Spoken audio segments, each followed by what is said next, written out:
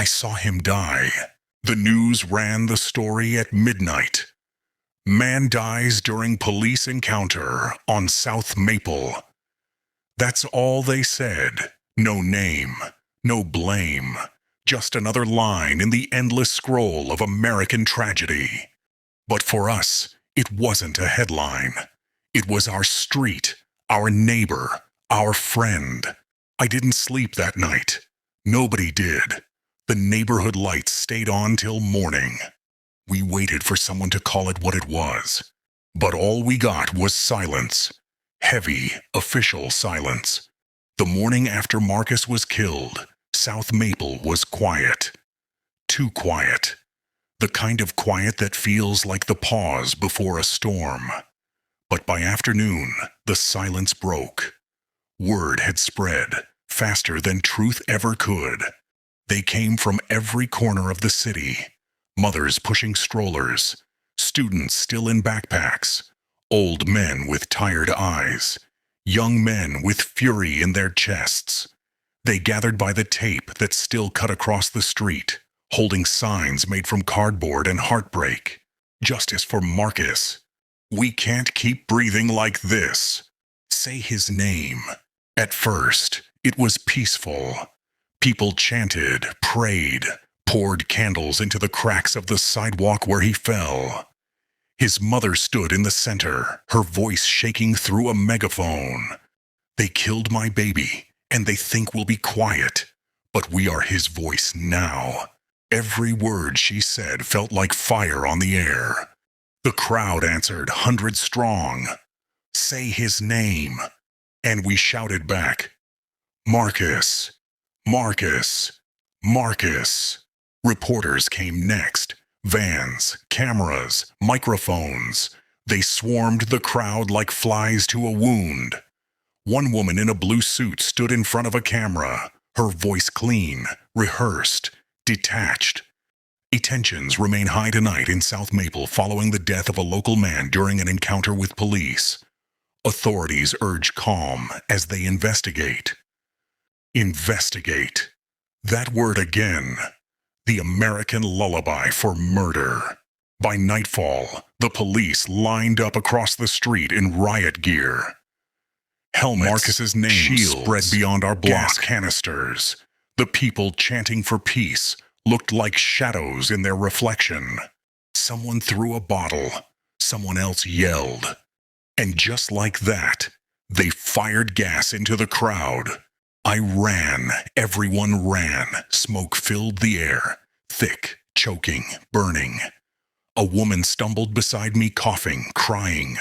I grabbed her hand and pulled her behind a car. You could hear the thud of rubber bullets hitting pavement, the screams of kids, the roar of something ancient breaking loose. That night, the city burned. Not from hate, but from exhaustion. Windows shattered, alarms screamed, flames reached into the sky like a second protest no one could silence. They'd call it a riot on the morning news. But standing there, eyes stinging and throat raw, it didn't feel like a riot. It felt like a heartbeat. Angry, alive, desperate to be heard. On social media, in headlines, on signs in cities we'd never been to.